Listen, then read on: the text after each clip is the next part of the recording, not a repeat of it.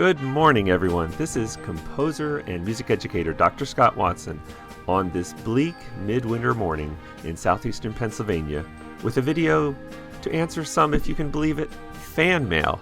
Yes, you see, Washington Elementary School music teacher, who also happens to be my daughter, Miss Abby Watson, made me her Composer of the Month this month. And as part of that activity, she had hundreds of Washington Elementary School 3rd and 4th graders send me some letters, some wonderful letters with questions and pictures and just compliments, and just it was really touching. So I wanted to respond to that with this video to answer these questions about me and my music making mostly.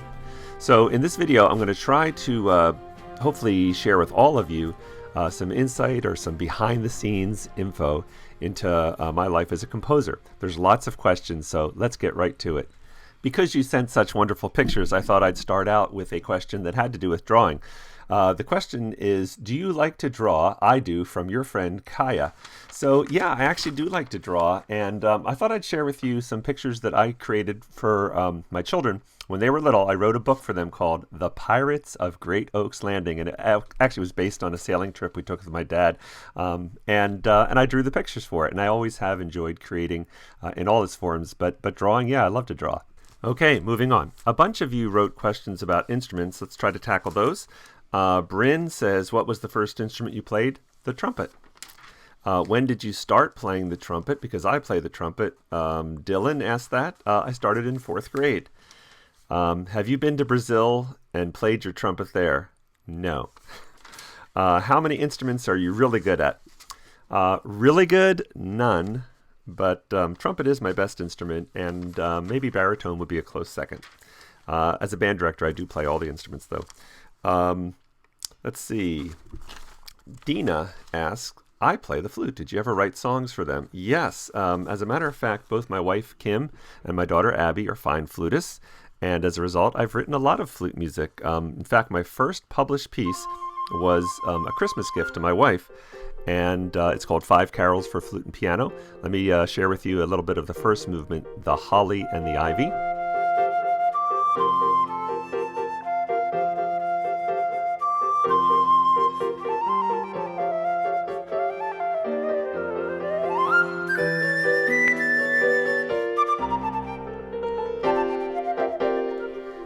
Also, when my daughter Abby was graduating from college, she asked me to write a piece for her. It's called Bolt Out of the Blue.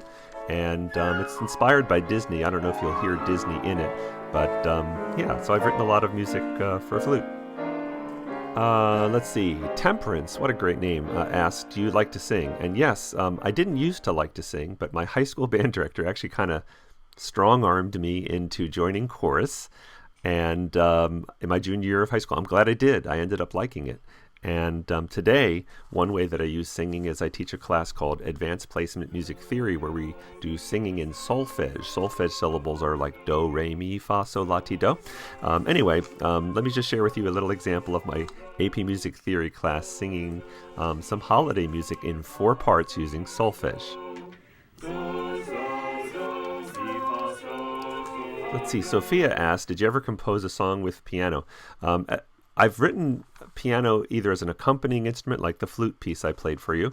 I've also used piano as part of a chamber group, for instance, flute, cello, and piano. But I actually haven't ever written any solo piano music, so maybe I should. Sophia, good idea. Let's see. Gabriella asked, Dear Dr. Watson, I have no brothers that play... Oh, I have 2 brothers that play trombone. What is the easiest instrument to play and the hardest instrument to play? Well, Gabriella, any band director knows that the easiest instrument to play is the one you practice a lot. And the hardest instrument to play, obviously, is the one you don't practice a lot. So practice. Dr. Watson, what instrument do you want to play? Actually, I always wanted to play the bagpipes. My daughter used to do some Irish step dancing. We'd go to a lot of Celtic festivals, and I'd hear bagpipes, and I thought that was a great instrument. What is your favorite kind of instrument that you use in your music? This is asked by Brianna. Brianna, that is a great question. I'm always looking for musical sounds to catch the listener's ear and sort of set my music apart. So I'm going to give you some examples of those, just some examples of what I'm talking about. I wrote a piece called Terracotta Warriors. And in it, I used the recorder rather than the flute. So if you're a flutist in the band, you would pick up a recorder and play that, and that would give it an unusual sound. It sounds a little more primitive at the beginning of Terracotta Warriors. And I also used an instrument called a marching machine, and it actually it's a percussion instrument that's, when you hit it on a table, it makes it sound like a bunch of feet in a troop of an army are marching, and so it's called a marching machine, and it's used in Terracotta Warriors.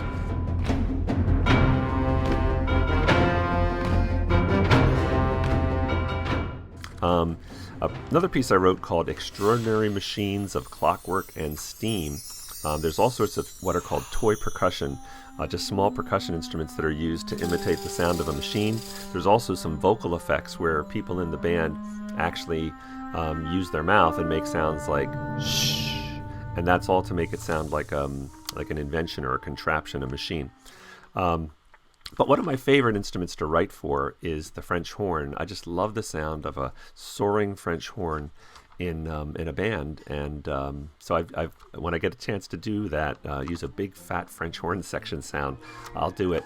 Let me play for you an example of that.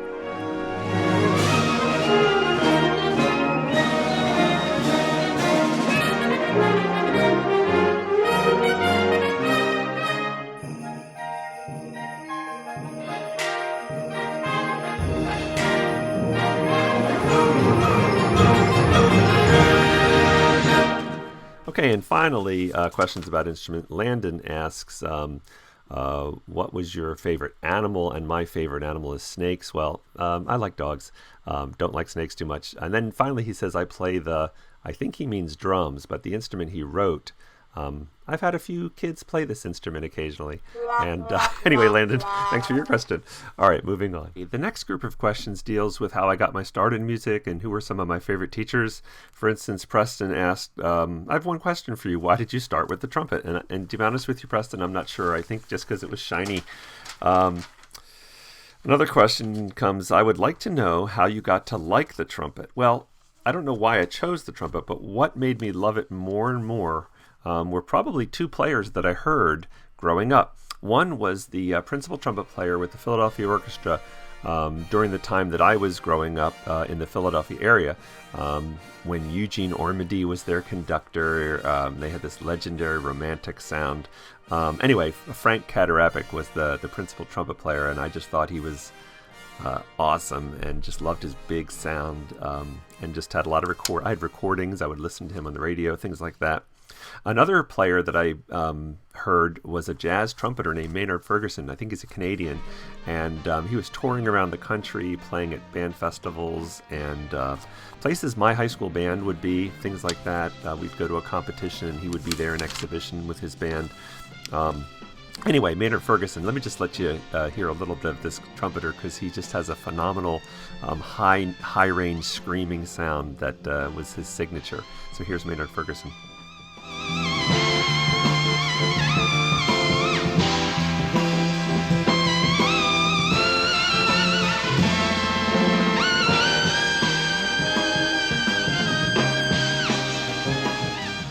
Sort of related to that, Liliana asks, what got you into music since your parents weren't musical? And you're right, Liliana, neither of my parents played an instrument or were musical. They loved music, though. But my grandfather, Tony Rocco Campisi, was an Italian-American who was a tailor in South Philadelphia, but as a hobby, he was a jazz guitarist, loved jazz, and he used to take me to different places around the Philadelphia area, primarily the Alpine Inn on Baltimore Pike, and I would see bands live, including the drummer Buddy Rich, jazz drummer Buddy Rich, band leader Stan Kenton, Woody Herman, and Maynard Ferguson. So that really was exciting for me. Let's see, another question, what or who brought your life into music? Well, besides my grandfather, my mom was always a big supporter, and honestly, I've written about that in an article from my publisher. Alfred Music has a blog, and I wrote an entire article about her influence, and if you want to read that, I'll put the link in the notes below. I hope you'll check that out. Let's see, Amelia says, I have one question. What started your passion for music? Well, besides those other influences I've already mentioned, part of my mom's story was of getting me to like music more, or stay with music, let's say, was getting me private lessons on the trumpet one summer after sixth grade with an old retired band director and big band era trumpeter named Donald Downs. So that was huge. Anyway, Sarah asked, who was your favorite teacher growing up? Well, besides Don Downs, my middle school band director, Mr. Tull, was very influential. Going along with that, Reese asks, who's your favorite music teacher? Well, Don Downs, certainly.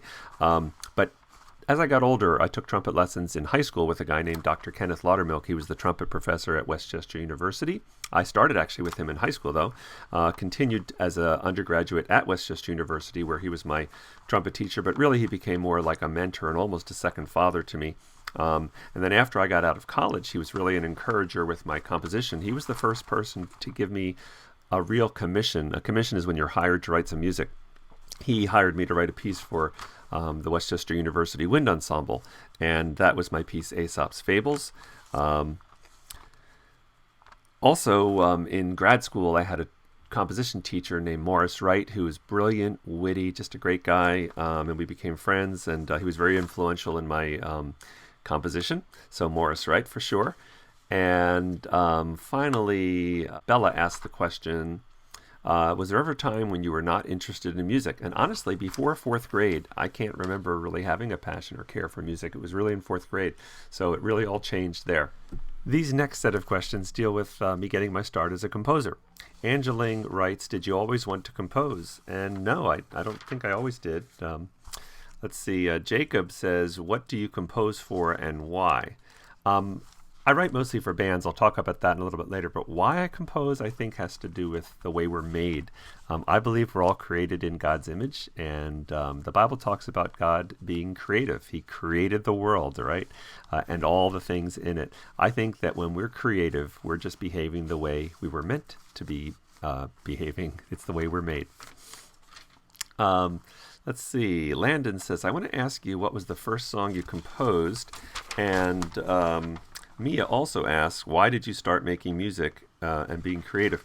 So I'll just tell you that the earliest piece I can remember writing was when in high school, a girlfriend I had broke up with me, and I was so distraught that I went down to the piano in our basement and played all these sad maudlin kind of melodies and wrote it down on some manuscript paper. So that's why I started, at least.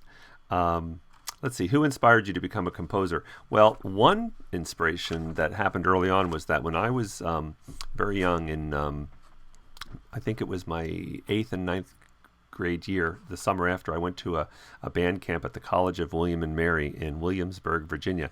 And at that band camp, there was this fantastic young 16-year-old trumpet player named James Jose, who had also written a piece for solo trumpet and band. He had composed it, and so we all played this piece in the band camp. I was a trumpet player in that band camp. We played this piece of music, and I was just blown away that a 16-year-old had written it. And that was when I started realizing, people like me could actually be composers. James Jose went on to become a very successful composer himself. He was the composer arranger for the U.S. Army Band in Washington called Pershing's Own. And anyway, very influential. Let's see. Why did you go from playing music to making music? Well, that I will mention two other composers' names. In high school, I also was very influenced by the film composer John Williams, who's still writing today. He's scored so many films, and he's just a wonderful composer. I always call him the Bach of our time for great reason. Also, when I would go to bed at night, every night in high school, I had on a radio station called WFLN, emanated out of Philadelphia, and what they would play at midnight as they turned the clock over to the next day was Gabriel Fauré's Pavane. I just thought it was the most beautiful piece of music, and I think a lot of my early attempts at composing were to write music like Fauré. So that's Fauré's Pavane. Let's see. Kadira writes, how were you able to be brave enough to share your songs? I think it was more that I was innocent enough to believe that my artistic voice would matter, or that anybody would be interested in it. Anyway, let's see. Madeline says, what is your favorite part of making music to get other people to listen to it. I think creative problem solving. A lot of times when I'm asked to write a piece of music, I'm being asked to write something for a reason, like to honor something or to memorialize something or about something. And just the creative problem solving with the types of players that are available to play the music and what they're interested in. I find great satisfaction in that. Let's see. Madison asks, are you famous? There's a thing called band famous, people who are famous in the band world. I don't even know if I'm that, but anyway, thank you for the question. You say, what's your favorite superhero? Batman. I'll tell you about that later too. Let's see. Why did you choose to write for band and not movies? Well, I went where the work led me. First of all, I don't know that anybody would hire me to write for film, although I think that would be very interesting. But really what it was that when I got out of school with a composition degree, I wrote for whoever would pay me to write. And the people who have hired me to write music have mostly been school band directors and publishers. These next set of questions have to do with how long I've written and the type and number of compositions that I write. Grace writes, how many years have you been a composer and a conductor? Well, I mentioned I've written music since high school, but professionally I've written since maybe the mid-1990s, so that's about 25 years. I've been a conductor as long as I've been a band director, which I started in 1986, although I've been doing a lot more guest conducting professionally in the last 10 years. Let's see. Gavin says, how many pieces of music did you make? Well, at this point, in the year 2020, I think I have about 90 published pieces for band and string orchestra at all levels. And then I've written maybe another couple, maybe 20 more that are not published. Okay.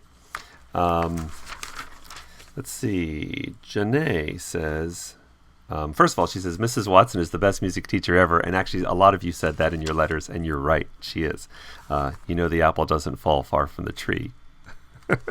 Anyway, I want to know how many songs you've made in the past year. Okay, so in just this past publication cycle, if you want to call it that, I've written 5 pieces that are being published, maybe a 6th that isn't going to be published. But I also wrote a book on sight reading for my publisher, Alfred. It's called Sound Sight Reading, and I'm one of 3 authors along with Robert Sheldon and Brian Beck.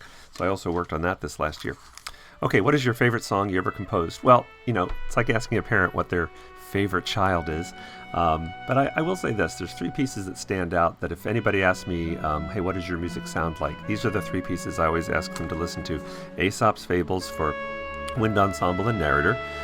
The middle movement of my concerto for trumpet and orchestra the middle movement is called Prayer, and I'm really proud of that. And then 5 carols for flute and piano, the piece I wrote for my wife Kim as a Christmas present for flute and piano. Okay. Let's see. Amy says, did you ever write a Mexican song? And not really, but I did write a Spanish march called El Cid. It's close, maybe. Let's see. And then Brock says, what other countries have played your music? Well, one of the cool things about being published is that there are bands all over the world who've played my music. And every once in a while I hear from them, Germany, Australia, Japan even. But you can also go on YouTube and just Google your name and say Scott Watson Band Composer and find these videos. So every once in a while I do. And one of my favorite, looks like it's maybe an elementary school or middle school band somewhere in Italy.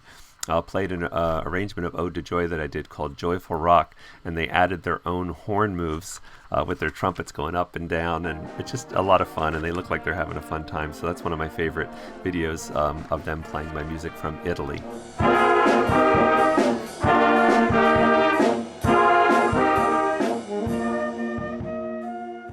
These next set of questions deal with composing as a job. Rhett says, how many hours a day do I spend composing? Well, Rhett, mostly I compose on the weekend, maybe a few hours on a Saturday morning, or over the summer I'll spend a few weeks working at it full time, like 6 to 8 hours a day.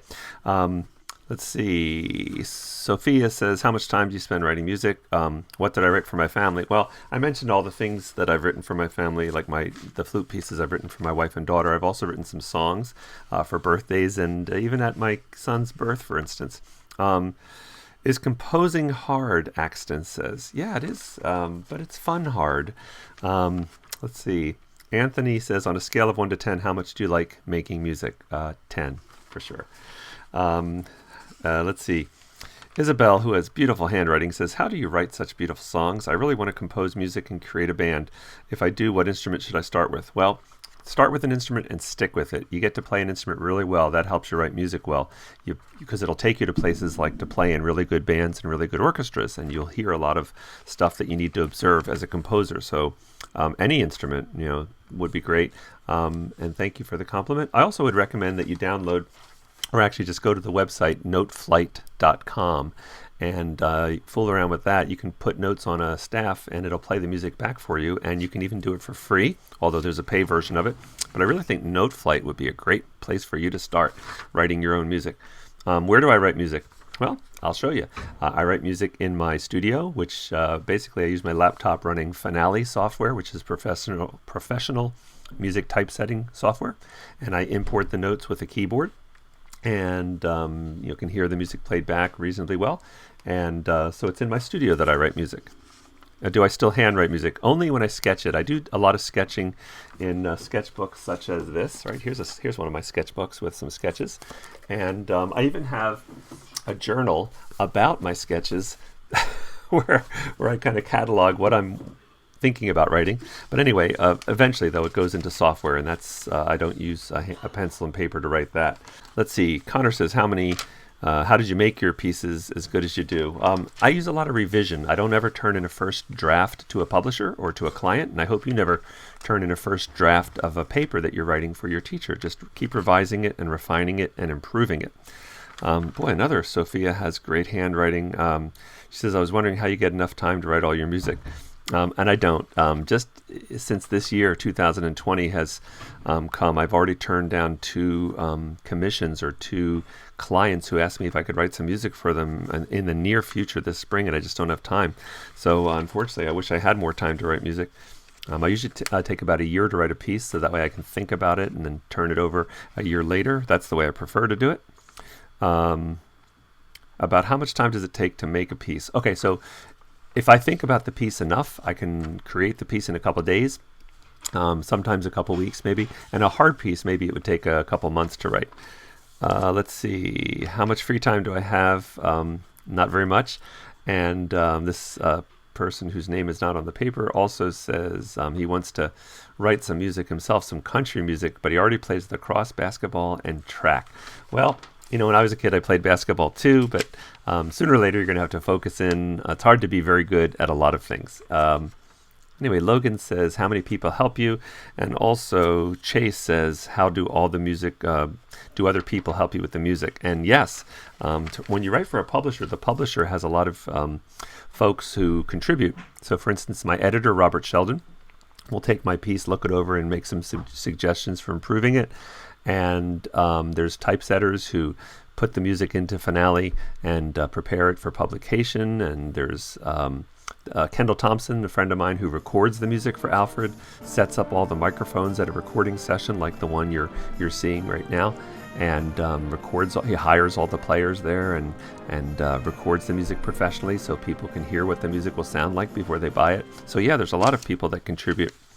Vivian says, I would like to know if you get your songs copyrighted or published. Well, I do get them published, but it's the publisher who copyrights it. So when I write a piece of music, in a sense, I'm selling it to the publisher so that they can sell it. And then what I get are called royalties, meaning that every time a piece sells, I get a little fraction of that back. Do you ever feel you don't want to do what you're doing anymore? No, I actually hope I keep writing music for a long time. And lastly, do I get money for my songs? Yes, because of royalties and commission fees.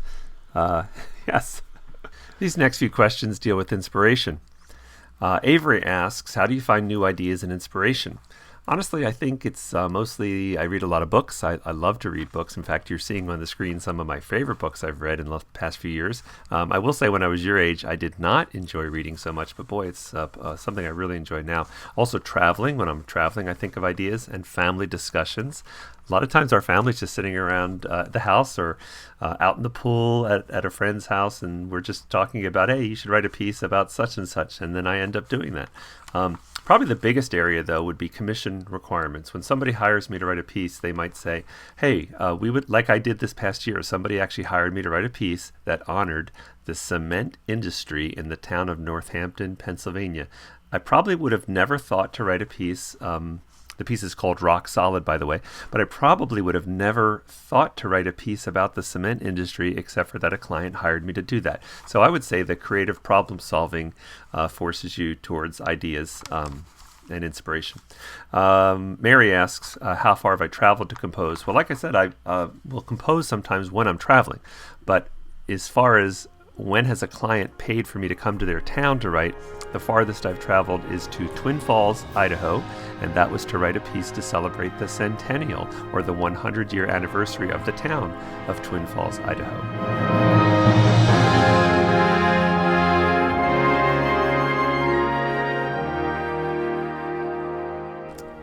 Okay, these next set of questions has to do with me working as a conductor. And let's see. Grayson says, what is the most important part of being a conductor? I think it's selecting compelling or very interesting music for the students that can accomplish educational goals and is still artistically beautiful. And that takes a lot of time. Dylan says, is it hard being a conductor? Well, I think maybe if you look at a conductor score and you see all the different parts, the flute part, the clarinet part, there's 24 to 30 different instrument parts in a band piece typically, and you have to be able to keep an eye on all of that and know if all those players are playing their parts right, and then evaluate it, assess it, and respond to the kids and shape the music. So yeah, that's a little rigorous. Do I ever get stage fright? Yes. I've done hundreds of concerts, but you never get over that completely, although it does get a lot easier. Do your arms get sore after racing them up and down over and over again? Yes, I usually go home with a sore back, actually, after a long day of, like if I'm guest conducting a 2-day band festival where all day long I'm working with students. Yes, my arms do get sore. Have I ever thrown my baton? Multiple times, but thankfully nobody's ever been injured because of it. Several of you asked me what music I like, who I like to listen to. Classical composers that I really enjoy and that I've been inspired by include Samuel Barber. He was from Westchester, Pennsylvania, lived around the Philadelphia area around the middle of the 20th century. George Gershwin, a New York composer, earlier 20th century, love his music.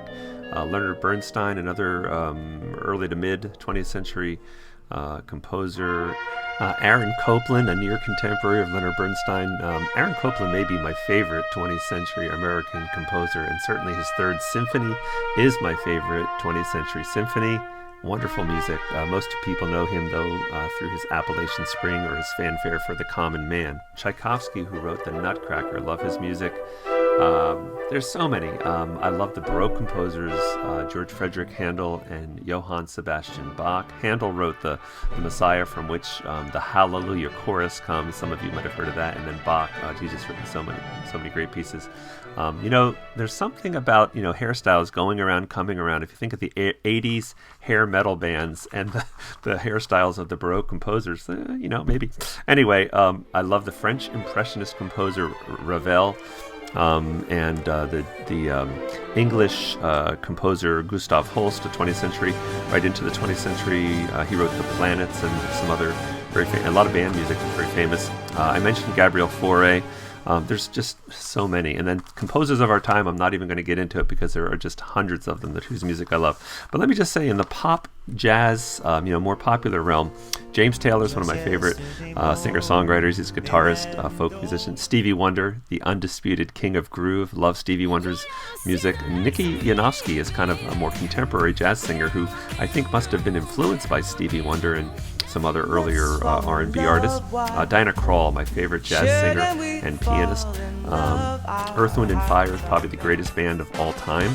Love all their music. If you don't know Earth, Wind & Fire, you really need to check out Earth, Wind & Fire. Let's just enjoy a little bit of their sound right now.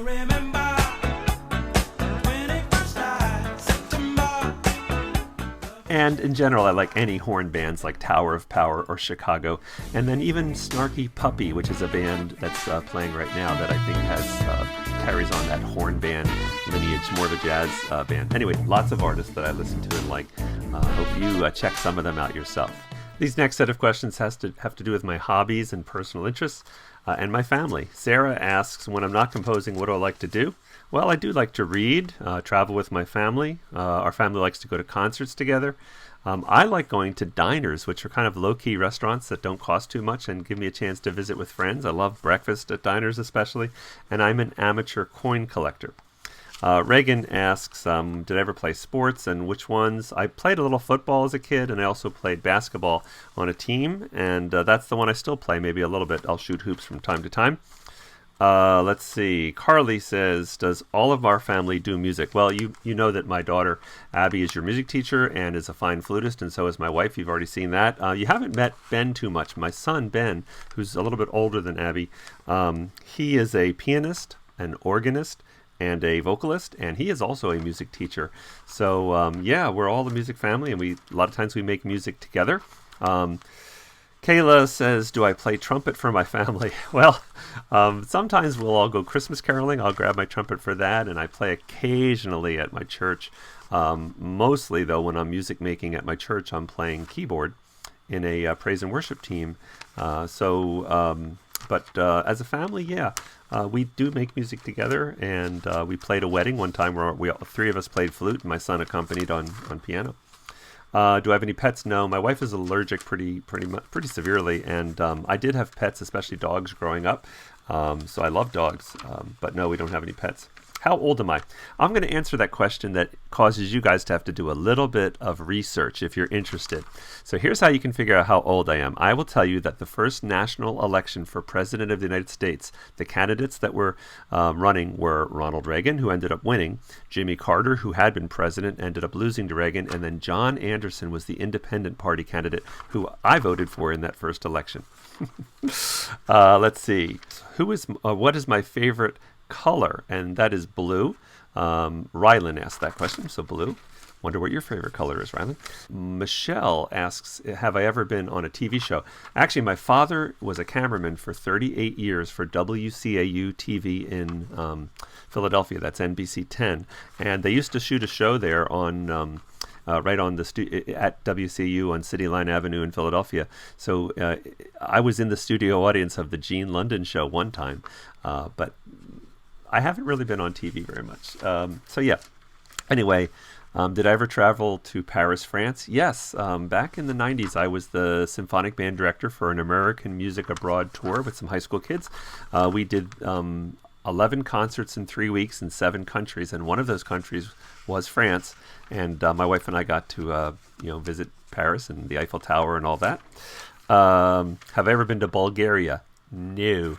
Okay, and then my favorite superhero, well, Batman.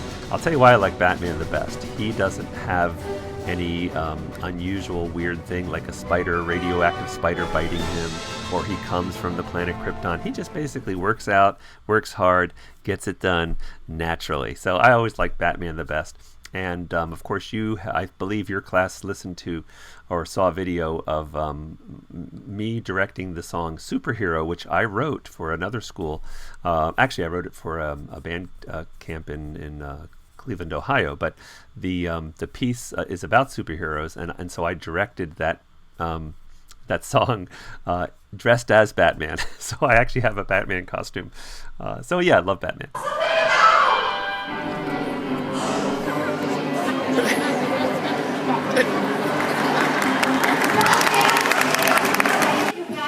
You stayed for a concert. How can we ever repay you? Oh, you want to conduct the song?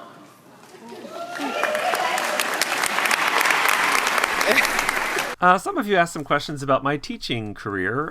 For instance, Isaiah asks, how long have I taught music? How long have I taught music? Well, 34 years, 33 years in the Parkland School District, and part-time a lot of other places.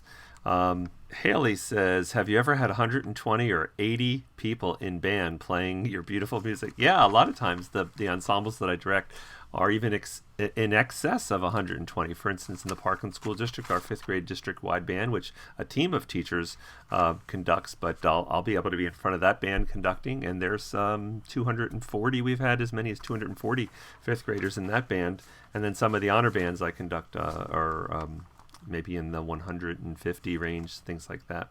Let's see, Kevin asks, why did I teach music? And I don't know, I didn't start out thinking teaching would be my long-term career, but I ended up really liking it. It's a very rewarding career to be able to mold young men and women, and nothing more rewarding or important being a teacher. Somebody asked where have I taught? What schools have I taught in? And I just want to say that my first teaching job was at Ursinus College. It was a part-time job. Then I did get my job at the Parkland School District full-time. I left the district for 1 year to teach full-time music theory at Temple University. Came back to Parkland School District, continued to teach part-time for them. I've taught part-time or summer classes for Villanova University's summer music program. That transformed into the University of Arts summer music program, for whom I currently teach. Central Connecticut State University also teach for them as well in the summer. Cairn University I teach throughout the year as an adjunct professor. And Moravian College, most recently, I've started teaching as an adjunct. Let's see. Natalie says, thank you for inspiring me to be a music teacher. Well, good for you, Natalie. I love your songs, and I think I would love to be in your class. I think you rock. Well, you rock too, and I'd love to have had you in my class. But you get my daughter, so that's cool. Jacob says, do I get stressed at school? Well, yeah, sometimes I get stressed when kids don't behave. Actually, just between me and you, most of the times when I get stressed, it's not the kids that stress me. We're going to close this video with just a lightning round of miscellaneous questions that various people asked. Morgan, for instance, says, you're a composer, right? Morgan, I'm the composer of the month. What do you think? Let's see. Junior says, I love your music. How did you make all the music? It's good when I feel it, like a horror movie. I think that's thank you. Let's see. Regan says, what's your favorite brand of oatmeal? Quaker Oats, am I right? Ariana says, my desire is to be a singer. Do you ever think my dream will come true? Well, of course, Ariana. But I'll tell you what, the best singers are people who usually studied an instrument. So I really encourage you to play an instrument, piano, clarinet, something, and stick with it too. You don't learn a whole lot in a year. If you are a good instrumentalist, you'll end up reading music better than most singers, and that's very valuable. So yeah. Annalie says, I love music. I hope to be like you one day. Well, thank you, Annalie. Very nice picture there too.